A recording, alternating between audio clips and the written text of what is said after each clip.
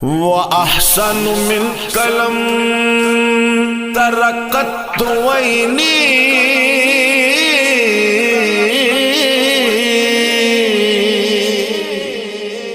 وأجمل من قلم تلد النساء.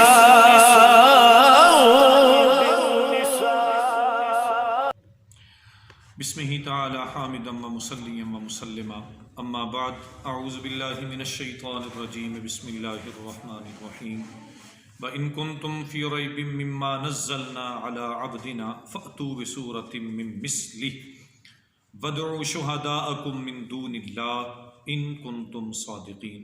صدق اللہ مولانا العظیم. معزز حاضرین اور سامعین اور ناظرین، السلام علیکم ورحمۃ اللہ وبرکاتہ. پروفیسر قاری جمشید عزیز القادری چشتی اپنی ٹیم کے ساتھ ایک مرتبہ پھر آپ کی خدمت میں حاضر ہے اور تفسیر قرآن کا جو سلسلہ لے کر چلے ہیں، اس میں آپ کی محبتوں اور آپ کی کمنٹس کی ضرورت ہے. اللہ تعالیٰ سب کو جزائے خیر عطا فرمائے. پچھلی آیات کے اندر آیت نمبر 23 اور 24 یہ جو ہم جس کا بھی ذکر کرنے لگے ہیں، پچھلی آیت نمبر 21 اور 22 کا ہم نے ذکر کیا، اور اس میں اللہ رب العزت نے اپنی توحید کا واضح الفاظ میں، واضح انداز میں، اس انداز میں اعلان کر دیا کہ اب دنیا میں کسی انسان کے ذہن میں شائبہ نہ رہے کہ بھئی یہ تخلیق، زمین کا پیدا کرنا، آسمانوں کا پیدا کرنا، بارش کا برسانا، کھیتیوں کا نکالنا، یہ سارے کے سارے کام رب تعالیٰ کی ذات کے سوا اور دنیا میں نہ کوئی کر سکتا ہے، نہ کوئی کر سکا ہے اور نہ کوئی کر سکے گا. اب یہ آیت نمبر 23 اور 24 ہے. اس میں اللہ رب العزت نے پچھلی آیتوں میں توحید کا اس بات فرمایا، اور ان دو آیتوں میں اللہ تعالیٰ رسول کریم علیہ السلام کی رسالت کا اس بات فرماتے ہیں. کیسے کہ یہ قرآن، یہ کتاب جو اللہ رب العزت نے بذریعہ فرشتہ اتاری ہے، اب ظاہر ہے کوئی ایسی ہستی آگے چاہیے جو اس کتاب کو وصول کرنے والی ہو، جس ہستی کی طرف اس کتاب کو بھیجا جائے. اور یقیناً اللہ نے فرمایا فاتو بسورۃ من مثلہ، اگر تمہیں قرآن میں شک ہے تو اس کی ایک آیت کے برابر بھی اس کی مثال لے آؤ. اب ظاہر بات ہے بھائی، جب کتاب بے مثال ہے تو جو ہستی اس کو وصول کرنے والی ہوگی وہ ہستی بھی تو بے مثال چاہیے. جس طرح قرآن کی مثال نہیں ہے، اس طرح پیارے رسول علیہ السلام بھی بے مثال اللہ کے رسول اور نبی ہیں. تو اللہ ارشاد فرماتا ہے ان کنتم فی ریب مما نزلنا علی عبدنا، جو کچھ ہم نے اتارا ہے نا اپنے خاص بندے پر، اگر اس کے بارے میں شک کرتے ہو نا تو فاتو بسورۃ، ایک صورت لے آؤ، ایک صورت لے آؤ اس کی مثل.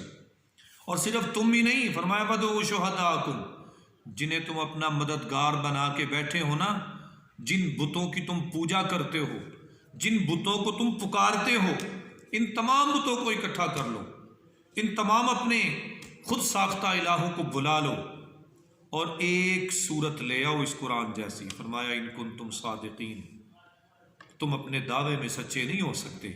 آگے فرمایا ان لم تفعلوا ولن تفعلوا، نہیں کر سکتے اور ہرگز نہیں کر سکتے، کبھی بھی نہیں کر سکتے. تو یہاں پر یاد رکھیے گا، یہ قرآن مجید جس کا اللہ رب العزت نے چیلنج دیا ہے، یہ اعجاز ہے، یہ قرآن کریم کا اعجاز ہے کہ آج اتنا عرصہ گزر گیا، آج تک کوئی اس کی مثال نہیں لا سکا. اور جب اس کی مثال نہیں تو جو نبی اس کو وصول کرنے والا ہے اس کی مثال کیسے ہو سکتی ہے؟ وہ بھی بے مثال ہے. اس میں میرا بھائی ایک بات یاد رکھیے گا، یہ قرآن کا معجزہ ہے کہ قرآن ہمیشہ رہے گا. جب تک میرے آقا کی رسالت باقی رہے گی قرآن بھی تب تک باقی رہے گا. اور یاد رکھیے گا قرآن یہ اللہ کا کلام ہے، اور قانون یہ ہے کہ جب تک موصوف ہوتا ہے تب تک صفت بھی باقی رہتی ہے. اس کا مطلب یہ ہے کہ جب تک اللہ باقی ہے تب تک اس کی صفت بھی باقی ہے، تو یہ ہمیشہ رہے گا. یاد رکھیے، اس میں ایک حدیث پاک یہ کوٹ کر رہا ہوں، اور اس حدیث پاک کو توجہ سے سماعت فرمائیے گا. علامہ جلال الدین سیوطی رحمۃ اللہ علیہ जलालैन शरीफ के अंदर भी नकल किया है, और इन्होंने इस खसाइस कुबरा के अंदर भी एक हदीस पाक नकल की है कि नबी अलैहिस्सलातु वस्सलाम ने इरशाद फरमाया। हज़रत अबू सईद खुदरी रज़ी अल्लाह ताला अन्हु इस हदीस पाक के रावी हैं। जनाब अबू सईद फरमाते हैं कि हुजूर ने फरमाया, दो मोजज़े ऐसे हैं जो हमेशा दुनिया में रहेंगे। पूछा गया, या रसूल अल्लाह सल्लल्लाहु अलैहि वसल्लम, फिदा का उम्मी वाबी, आका वो दो मोजज़े कौन से हैं? हुजूर ने फरमाया, पहला मोजज़ा कुरान है, ये हमेशा दुनिया में बाकी रहेगा। तो हज़रत अबू सईद खुदरी पूछते हैं, या रसूल अल्लाह सल्लल्लाहु अलैहि वसल्लम, दूसरा मोजज़ा कौन सा है? अब तवज्जो से बात को समात कीजिएगा। हुजूर अलैहिस्सलाम ने इरशाद फरमाया, ए अबू सईद, क्या तुमने हज के दिनों में देखा है कि लोग हुज्जाजे किराम दूर दूर से आते हैं और जमरात को रमी करते हैं, पत्थर मारते हैं, कंकर मारते हैं? हुजूर ने फरमाया, वो कंकर कहाँ जाते हैं? इतने लोग कंकर मारते हैं, कंकर फेंकते हैं, वो कंकर किधर जाते हैं? हज़रत अबू सईद खुदरी रज़ी अल्लाह तआला अन्हु कहते हैं, मैं सोच में पड़ गया कि वाक़ियतन जमरात को जो पत्थर मारे जाते हैं, और हुज्जाजे किराम के लिए हुक्म ये है कि ज़मीन से पत्थर नहीं उठाना, ज़मीन से कंकर नहीं उठाना, कंकर मुज़दलिफ़ा से लेके आना है।